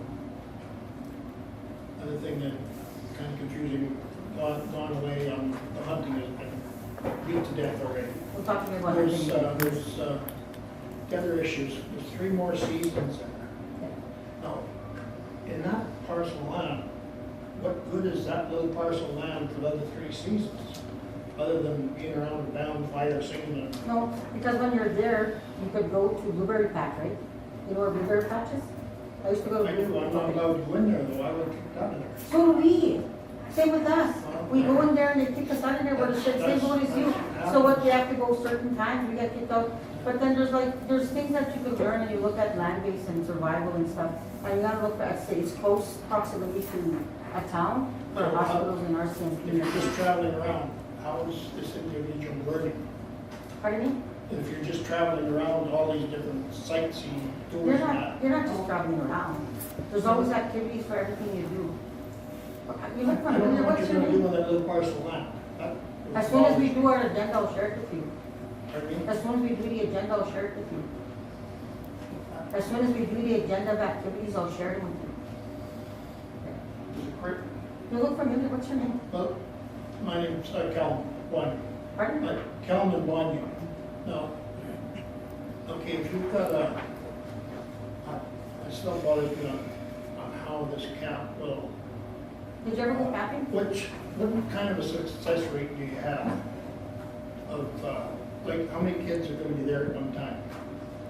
So when you're building and you start something, you could sometimes only have 5 or 10. And then sometimes on off season, if we partner with the Friendship Center and we bring the Head Start program, they have 10 kids in the morning or 10 kids in the afternoon. So it'll be depending on how it works. And if you talk about success, you know why I know our camps are successful? The University of Manitoba approached us to partner with us. So the University of Manitoba is doing a research study with the Inuit and then Yellowknife. So they're bringing 10 children from up there, their leaders in their community, to come and learn what we do. So when we talk about success rate, we do evaluations. So you have the University of Manitoba coming there to learn what we do. And we're teaching other Indigenous governments on the kind of camps and the success we do. And when you talk about success and our funding, we get our funding from RBC, Winnipeg Foundation, Thomas Hills Foundation. So, but when you're asking me how I do my success, you wouldn't get, if you didn't have success, you didn't have evaluations, you wouldn't get money to run the camps. So for ultimate clarity, Is well, the individual, hold is that individual, does he have papers when he comes out of that? Some will, yeah, some will. Some will get papers. Okay, what success rate is there? We're starting to have now. So this will be, Yeah, this but, will be, in this will be our other camps, first what overnight camp. success rate is there of individuals that have been in camp? Now, how many have gone back to wayward ways? well, excuse me. So- Okay, so first I want to clarify a previous answer. The question was the capacity. So the application before council is for a capacity of 40 participants. So 4 cabins with 10 each. Each cabin, besides the 10 participants, would have a cabin leader. So we would expect 11 people per cabin, so 44 people. Plus we've been told there'd be a chef. So we're looking at 45 persons is what the application is for. As far as the success rate, I would suggest, and I don't mean to speak for Mrs. Sartad, but I would suggest that every kid that goes to camp is a success when the camp is over, because ultimately, we had one I would call failure at Steep Rock a few years ago, that the camp, he didn't go home. But as long as the camper learns and goes home, that is ultimately a success. So I would suggest that, to speak to wayward ways, asked and answered. We've already heard this isn't a young offender camp. This isn't proposed to be someone that's addicted to drugs coming off the street where we're trying to cure them of drug addiction.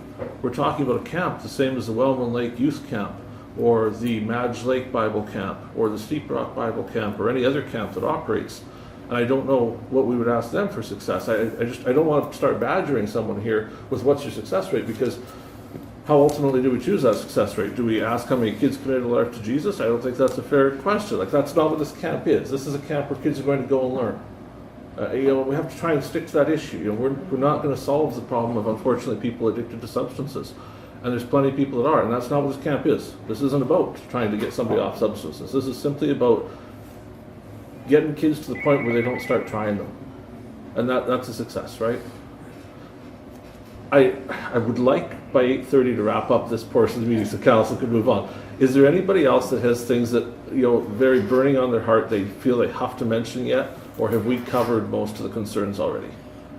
There was just a little bit of, I felt lack of respect that building supplies were dropped off at our property prior to even the meeting of us talking about stuff. And then the track was out there digging, and they've been going for a couple of days. And it hasn't even been exactly, council hasn't spoken yes or no, but it's being done.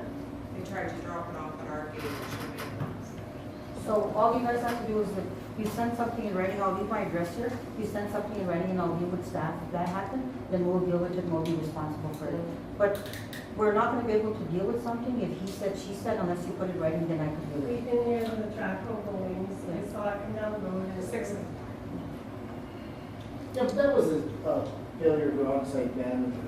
I mean, if he's got a track road coming at 6 in the morning, should have caught him at the corner. Because they had a semi, so they're jammed, they have to, So, yeah, and then if they have building supplies, it didn't do any damage to us. But the big thing is, yeah, they had to move it twice, which isn't good for structural components, wood, nails, things like that, and that was your on-site manager. So, I mean, and then of course your on-site manager was cruising with his nephew across his land with the gun.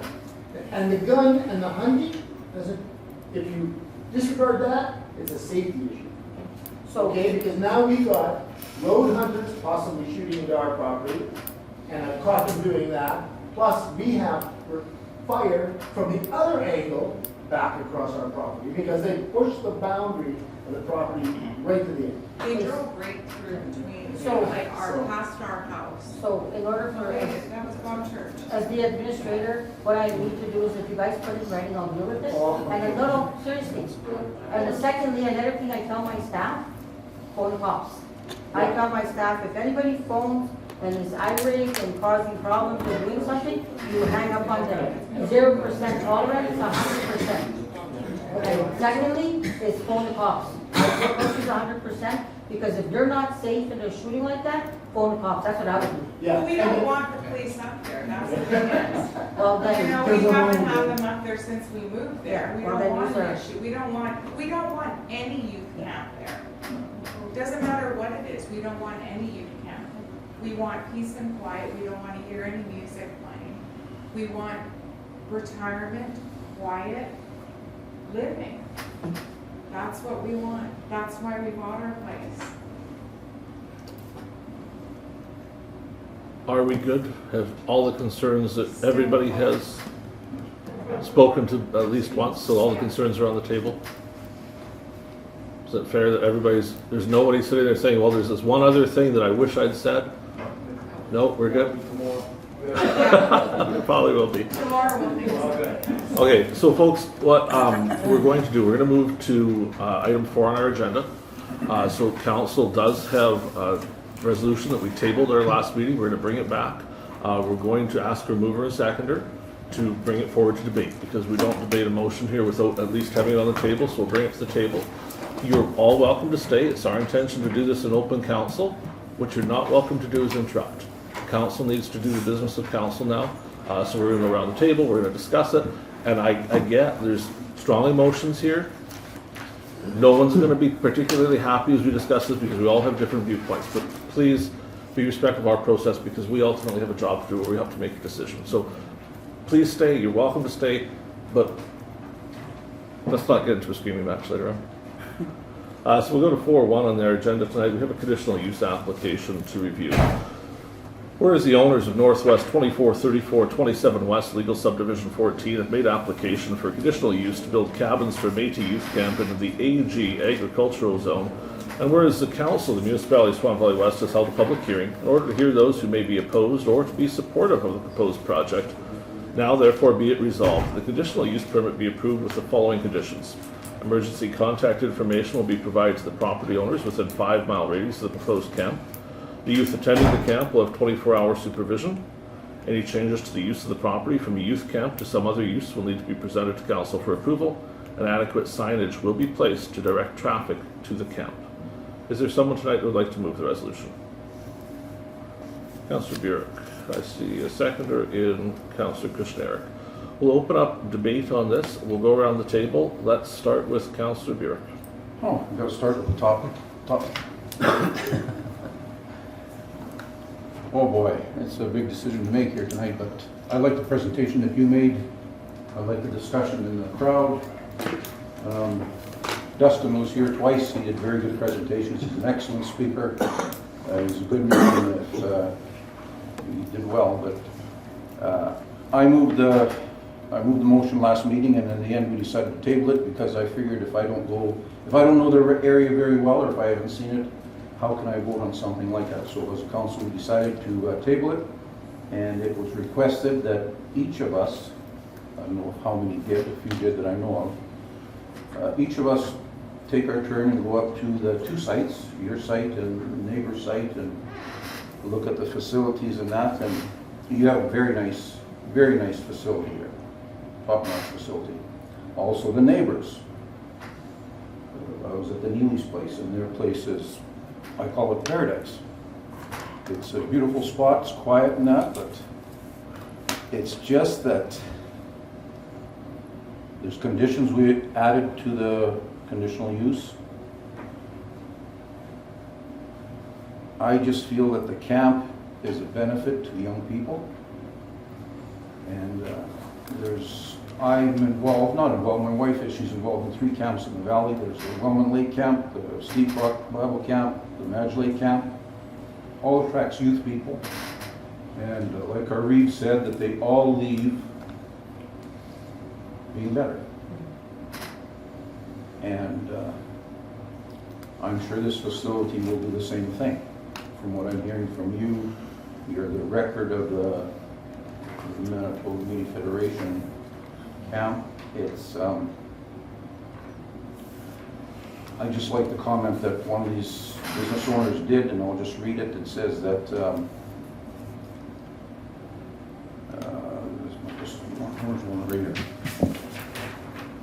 they said, we strongly support this application and the focus on helping kids learn Métis culture. By increasing knowledge and learning, children can thrive and grow and be successful citizens.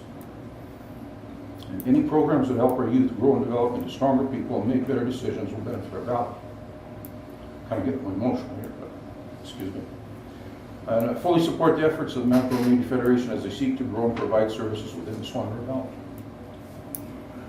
So from hearing what you've said, I believe you're going to do it. There are conditions that are applied to the conditional use, and it's just like, that's all I can say, I guess. I support it. Councillor Blanchard.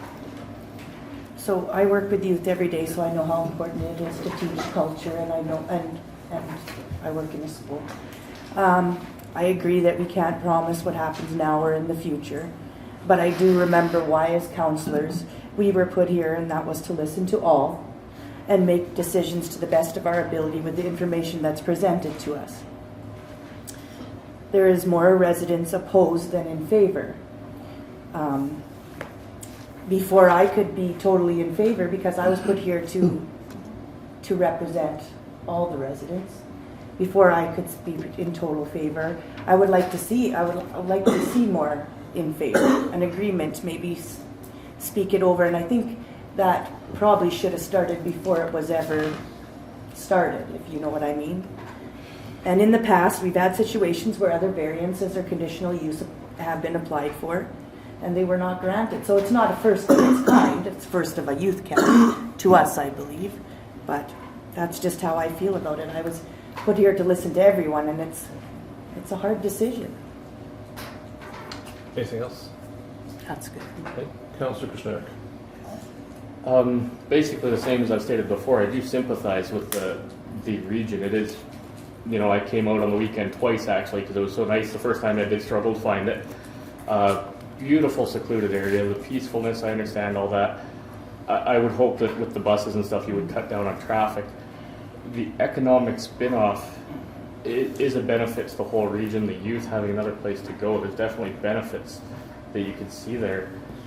It's really a struggle to want to say no to any growth in the valley. When it comes to the hunting and stuff, there's so many concerns with that. I question too, because with the camp, you're getting a regulated venture, a regulated process of how they're going to do this. They're going to have structure and everything in there. Should we turn this down? I would assume they could turn this into a thing where a guy signs a sheet and says, I want to come hunt there for 3 days, and you're going to have people every second day coming in there. Right now, you're going to have regulations and structure, and if they don't follow those guidelines, I would assume as a council we would revisit it and potentially revoke their conditional usage. Right now, they own it. That's their land to do what they want with. They own it. We can't take it away. It's really not going away. Like, I feel it's the hunting is going to be a factor for you no matter what. And you're looking at a very regulated, structured camp that benefits kids and the surrounding area. I think that's all. Councillor McGregor. Great decision, yeah. A lot of you know I'm all about history. It's very important to me. I know where I came from. I've been there. I've walked the Scottish Highlands. I know a lot about my culture. There are a lot of youth that don't know about their culture. Louder. Louder. Hello. Anyways. I think any program that teaches youth about their culture, especially cultures that have been lost, this is very, very important to me because my own culture was lost. And I rediscovered it by going to Scotland and, walking the hills my ancestors walked. I think the conditions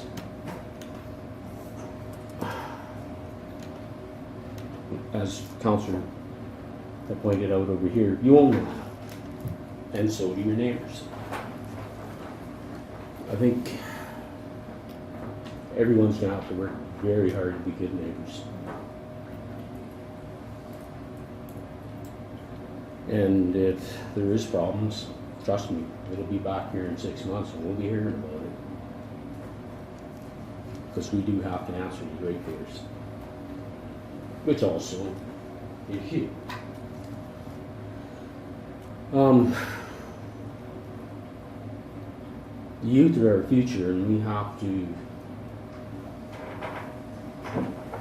teach them how to take care of essentially us as we become the elders and the older people. And I think the camp would be a good thing to teach them that.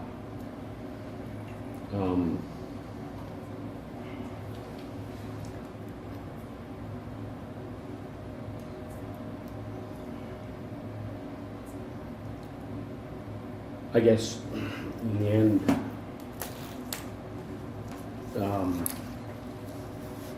I'm in favor of it with the conditions.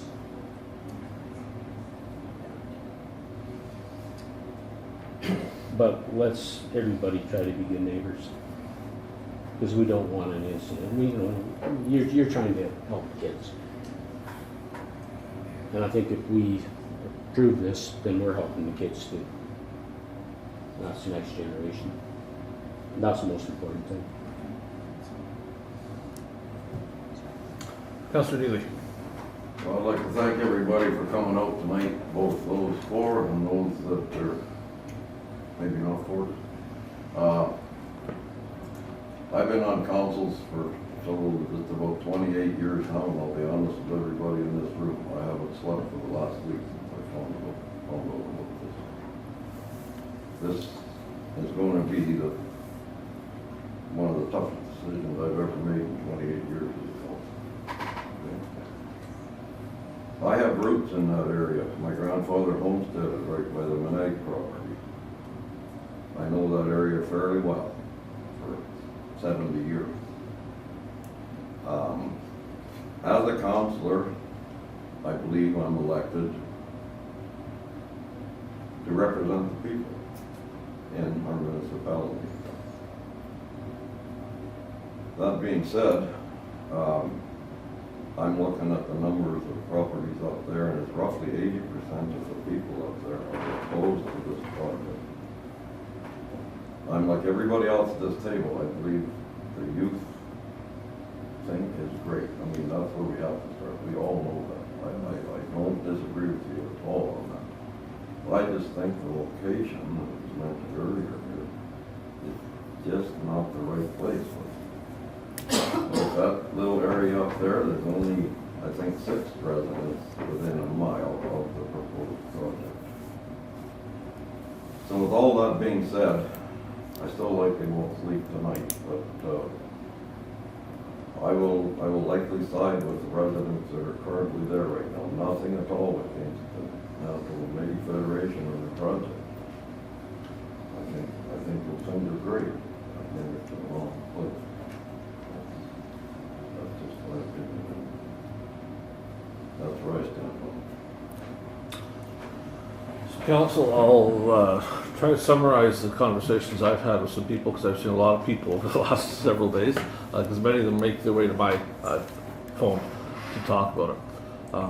So I want to speak first to the choices we open to us tonight, because as a council, it isn't always completely black and white. So as we discussed last time, we can say yes as applied for, we can say no as applied for, we can attach conditions. So tonight, the resolution we're looking at does have conditions attached that we discussed last time around.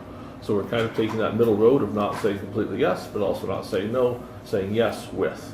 And we've read those conditions out.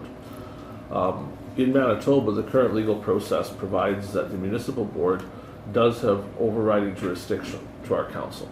So while we are the land use authority in the Swan Valley West area, should either side of the debate feel that the choice we make tonight is not appropriate, they can refer the matter to the municipal board for adjudication.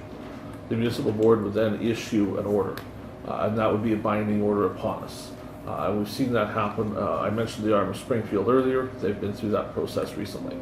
So essentially, they were ordered by the municipal board to vote in favor of an application. And once that order is made, it is a binding order. This council has no choice. They are required to vote in favor of it. So some of the conversations I've had with some of the people in this room tonight are that the municipal board tends to see things as black and white. They don't see things in shades of gray as we sometimes do here at council. They see it as all yes or all no.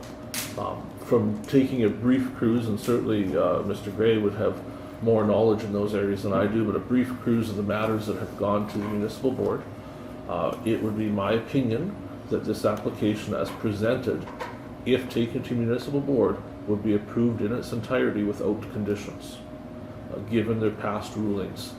So the caution I have is that we're taking a middle road. So if we were to say completely yes, the no side could appeal to municipal board. It's from existing hearings that have been there, it is extremely likely this would be approved at municipal board. So the no side would lose. If we were to say no, I have a fairly good idea from watching the Manitoba Métis Federation on television. They may have the opinion they would appeal to municipal board. I think it would be fairly likely. When they did that, we would be faced, if we said no entirety, of defending our decision, which I certainly wouldn't have my heart in it, because I don't want to go fight the Métis Federation at Municipal Board. I want us all to be good neighbors. I like the investment the Métis Federation makes in our community. And I don't want to go and end up at a hearing with them. And I have no interest in us spending thousands and thousands of dollars, and really it's not thousands, it would be tens of thousands of dollars for us as a council to battle the Métis Federation at Municipal Board to try to prove it right. I don't know that that would be responsible for us to do. And obviously it's a council decision. I have said to many people here that I believe the best route for this council is yes with conditions, because it gives us some measure of certainty. The things that came up, and there were some very valid concerns came up about finding the property. We saw that on the weekend when some of our councillors couldn't find the property. Even though we had a map, we went out there, we still ended up at the wrong house and trespassing on someone's land we didn't intend to trespass on. There's some valid concerns about the access to the property and making sure that visitors get to the right property instead of bothering somebody else, and we put that in tonight. There are some valid concerns about it being a youth camp. I think from what we've heard, and certainly, while not everybody's in agreement, a lot of people have said if the youth camp was as it was, that isn't the concern. The concern is if the youth camp becomes something else. So we have placed a condition tonight suggesting that if it was to become something else, it would come back here first to discuss it, rather than simply we find out it's something new a week from now. We've had some concerns about the youth. I was going to say children, but really youth are to 29. You can't call a 29-year-old a child. There have been some very valid concerns raised, both by people here and people outside of this room, about what happens if you have someone at the camp that, for lack of a better term, is a jerk and sneaks out at 2 o'clock in the morning and goes and destroys someone's place, or is just caught in their yard. So we've attached the strongest condition we could that the contact information has to be provided. We can't attach a condition that the children can't sneak out at 2 a.m. in the morning and trespass, because it's already illegal. You know, it would be the same as saying thou shalt not steal. It's already a law. We don't need to do that. All we can do is tell the proponents that they must provide emergency contact information, the same as we do the Swan Valley Co-op. We force them to provide emergency contact information to neighbors outside of what the law requires. We expand the scope for them because the neighbors feel safer by having that contact information being on the phone list. So we've looked at doing that tonight. The other condition we have on there is the supervision. And again, we're right to the line there, because I don't think the Métis Federation could operate a camp and their insurer would insure them if they didn't have supervision.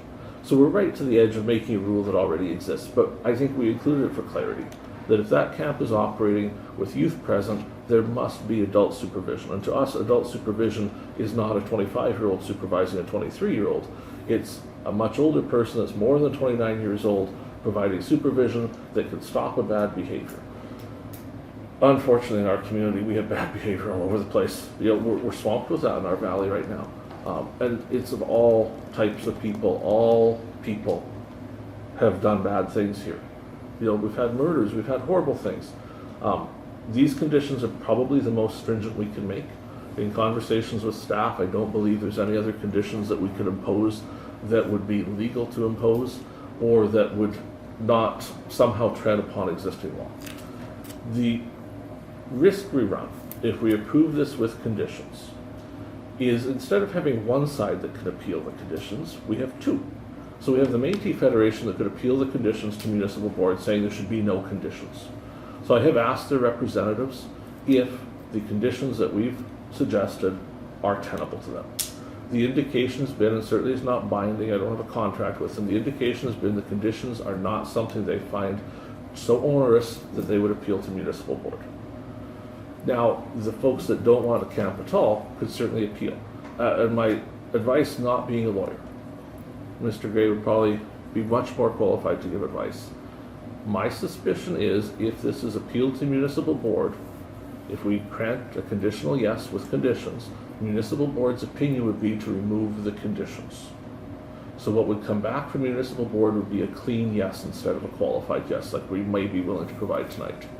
So ultimately, any appeal process stops construction of the camp. But from reading what I've seen of municipal board, and certainly I talked to someone on municipal board that wasn't probably supposed to talk to me, but they did anyway off the record, the chances are that appeal process, no matter how it happens, would lead to a yes without conditions. So it's a caution I give everybody that to appeal is to quite possibly see it just be a solid yes without conditions imposed. And I'm of the opinion the conditions should be imposed. I think there's a reason we discussed them. Does anybody else wish to have more commentary, more discussion here from council? Is there anything else you feel you've missed that you'd like to share with the other councillors? We did send, I believe everybody went to look at the site or else was already very familiar with it. I know Mr. Neely probably didn't need to go because he's been there so many times. We did film video at the site this weekend, so we shared that with all of council. Video of the surrounding neighborhood, video of the camp itself from the air. So we did film that so we could get a very good view of the distances involved. So I want to make sure everybody knows that was done. We've shared a copy of that with the Métis Federation. A copy of that's available to anybody else that wishes to see it, so they can see from the air. Because it's very hard when you're standing in the trees, I found, to judge how far away the other properties are. It gave a much better ability to see who lives where and see how close those other houses are. So we did do that. We shared that. Hopefully council found that useful in some way. The question tonight, does anyone wish a recorded vote on the matter? Unless somebody requested, it will be a non-recorded vote as per normal, so fair warning, we're going to look at calling the question here. I don't see anybody requesting a recorded vote, so I'm going to suggest to the computer it's not. Council, are you ready for the question, or does anybody else have anything to say? Hearing nothing, we'll call the question. Those in favor? Those opposed? The resolution is carried.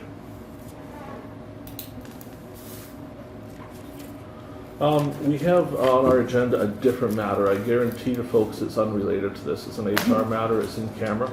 We're going to take a 10-minute recess, but when we come back, we'll be going in camera. So even if you did stick around, we would ask you to leave at that point.